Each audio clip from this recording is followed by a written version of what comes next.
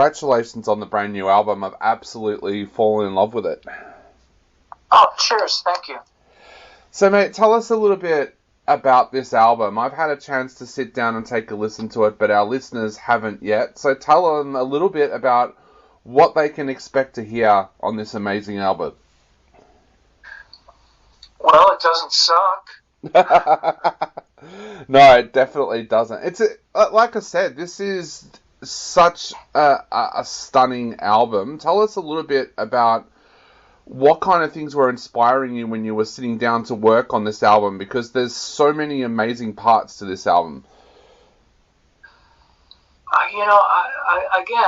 It's hard for me to be objective and kind of pick it apart. I wanted it to have more guitars, so I made sure there were 4 rhythm tracks on every song, so it's pretty thick guitars. And the songs are, if you're a love-hate fan of the earlier records, then I think you'll probably dig this one. Was that something that you wanted to go back and capture, that early sound of love-hate? Well, I always do. Yeah. I mean, I look back on my Blackout record and also the Wasted record to a lesser degree. I'm always trying to get back to that Blackout quality, I guess. You know what I mean? As far as having all the songs stand up and the heaviness of it. So yeah, for sure. I think one of the things that I really loved about this album was the variety of things that you sing about on this album in particular, like Gonna Take You Higher, looks at Jack Parsons. Tell us a little bit about what it was about Jack Parsons that made you decide to write a track about him.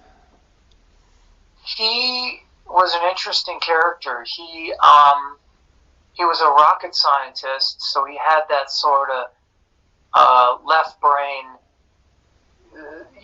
mathematical quality, but he was also part of an Aleister Crowley sex cult, so that's definitely the other side of the coin.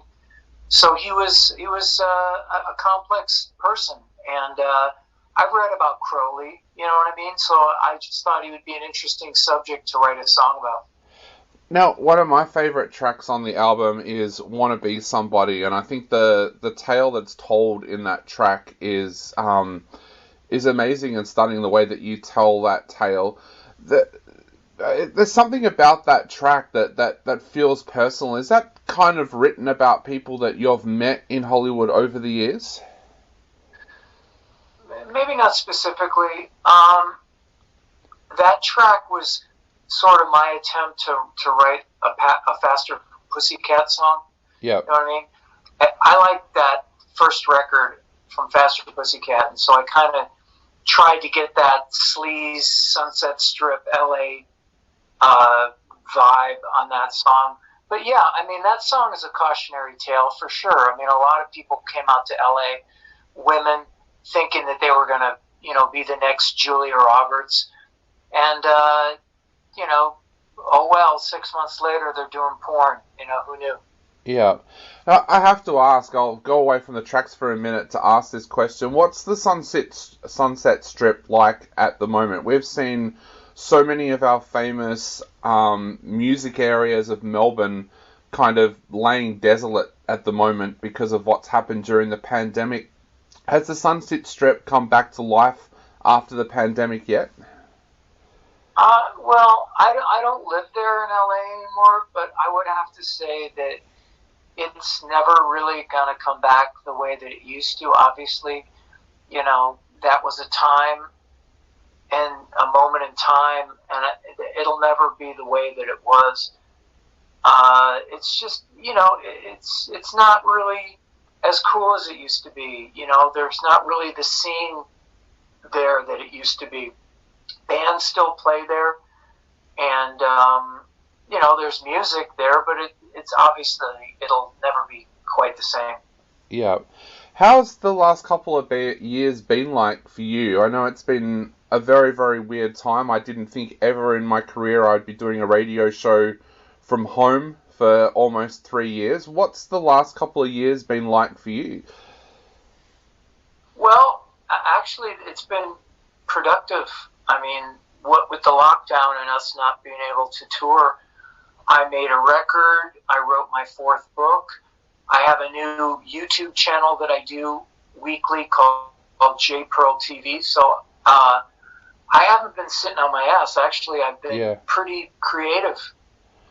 Did it feel strange, though, not being out on the road? Though I would imagine that would be something that felt kind of strange for you, not being able to get out and do shows, especially when this is something that you've been doing for so long in your life. For sure. I think everyone thought that it was just going to be a few weeks. And so we all sort of, bought a bunch of junk food and put Netflix on and thought that that was going to be, a nice little vacation. But who knew that it would be as long as it was? Yeah, it wasn't.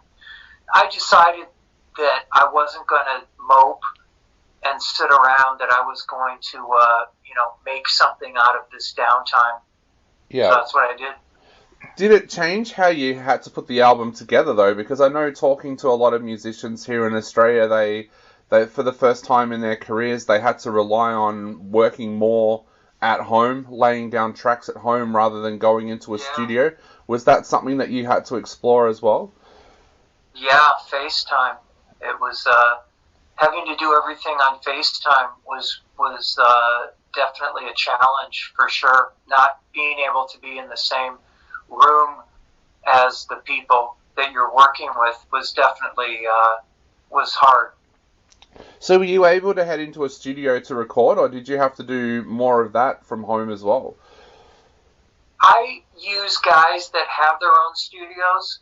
So, for example, I gave my drum machine sort of tracks to my drummer who lives in LA, and he's got his own studio. So we already kind of do it piecemeal like that anyway. You know what I mean? So he delivers drums finished to me, and then I give them to an engineer to mix.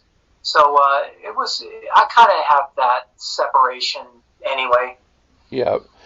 These are 10 tracks that, as a fan, I feel have to be heard live. Are you excited about things opening back up around the world so that you're going to be able to get out there and play these tracks live? Yeah, of course. I mean, I'm very proud of this record, and I think everybody says that it's the best record they've ever done, or it's their favorite record. I don't know if it's probably not my favorite record. I think Blackout in the Red Room will always be my favorite record because it was a real payoff for the band and us as a band, and it was a very good moment in time. But this is a good record, and yeah, I would love to be able to come out and play some of these songs live. Yeah. Like you said, Backroom is such a classic album. It is a stunning album. Have you felt over the years that it's almost been like a poison chalice, though, in the sense that people always compare your new tracks or your new albums to that album when it was such an album of perfection? Has it been hard to live up to after that, in a way?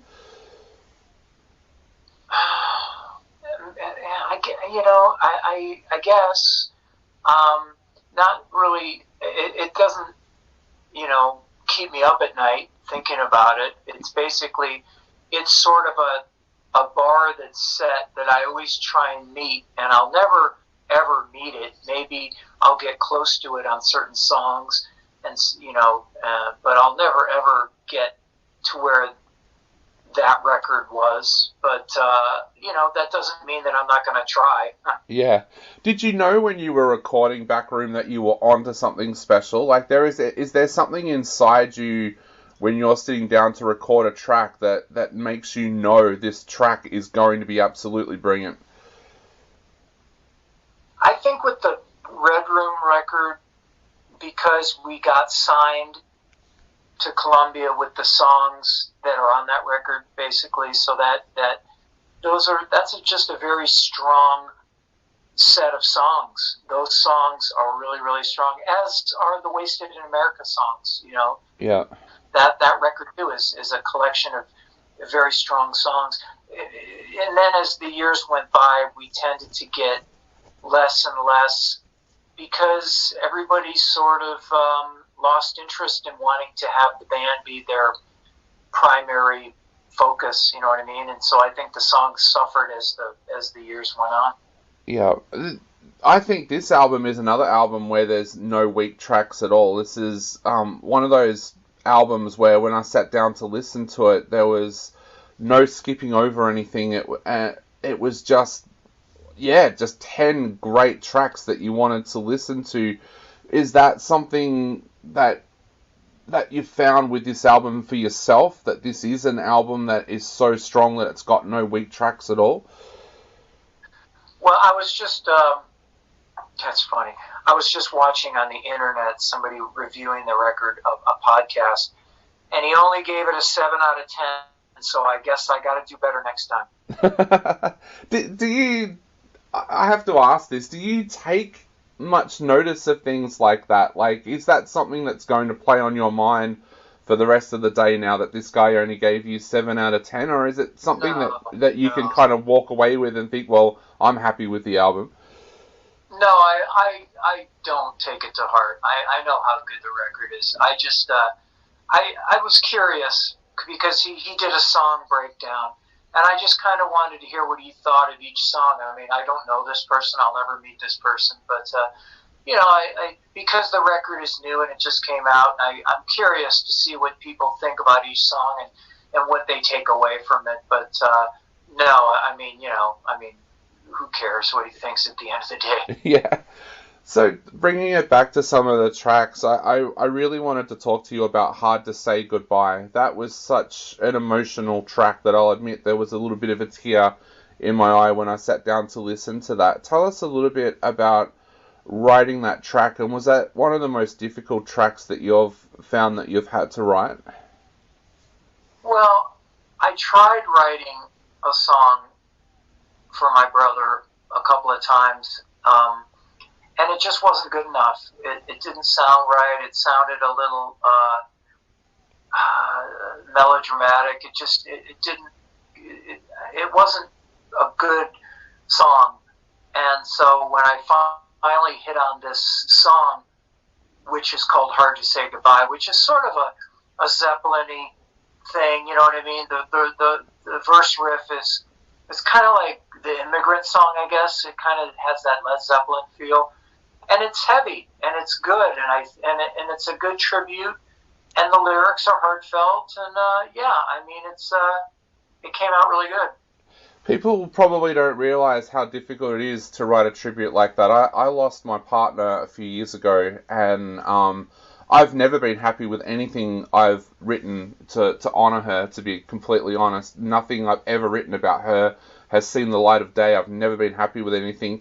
How did you put yourself into that frame of mind to write this track, and how did you know when you were finally happy with the track that we end up hearing on the album? Well, the first thing that you need is you need a good chorus. You need a chorus that means something. You know what I mean? It isn't just, I can't drive 55 or she's my cherry pie. I mean, it's got to be something that means something personally, especially if you're going to be, writing a song that has this sort of importance. And I had the chorus, and I had this sort of riff going. And so what I did is I picked up a pad of paper and a pen, and I just started walking around. I walked, and I wrote stuff down as I walked, you know what I mean? And, and the lyrics sort of got built that way, you know what I mean? And I don't know, it came out really good, and you know what I mean? And Yeah. I also thought that Lonely Days Are Gone was something magical on this album too. Just a 7-minute track that is the perfect finish for this album. Was that track always going to be the closer for the album? Not intentionally. I just think the way that ends with the sort of Van Halen, you know what I mean? The kind of quick time ending. It just ended up that way. That song is Lonely Days Are Gone is sort of, I'm not a good love song writer, you know what I mean? I'm not a guy that I can't write love songs that are your typical every rose has its thorn. I'm just not good at it. So when I write songs about my relationship and stuff, it has to, again, it has to be real. It has to be genuine. So that song, Lonely Days Are Gone, is sort of about my current state of marriage and how I'm settled and happy, you know, being where I am. Awesome. Well, mate, I know we are running out of time very, very quickly, but I wanted to ask before I go, first of all, where to now for the band for this year, now that everything is opening back up? As you said, you've got your YouTube channel, you've got your new book, but what have you got going for the rest of this year now? Well, for the rest of this year, I'm going to be busy doing Quiet Riot. I play in that band here in the States, and we're doing a lot of shows, and that's going to be basically my touring schedule for this foreseeable future. Fitting in any sort of love-hate stuff when I can, and doing this YouTube channel, you know, that's, I suggest all your listeners go to this YouTube channel, Jizzy Pearl TV. It's a really good, I tell a lot of good funny stories, and I have all my love-hate music up on it, you know what I mean? So they get to listen to that, and it's a good place to be. Definitely, and we'll share that channel out there as well for all the listeners who are listening at the moment. We'll share it out on our socials and also on our website, so you'll be able to find it really easily. Jizzy, before I go, what would you like to say to our listeners out there before they sit down and listen to this stunning album that you've created? Well, I would tell people that it's a Golden Robot release, and Golden Robot's based in Australia, so they should go out and listen to it or buy it based on the fact that it's an Australian label, and they should support Mark and the fact that he's signing a bunch of Australian bands and he's got a love for music, and I would say, go out and get it based on that.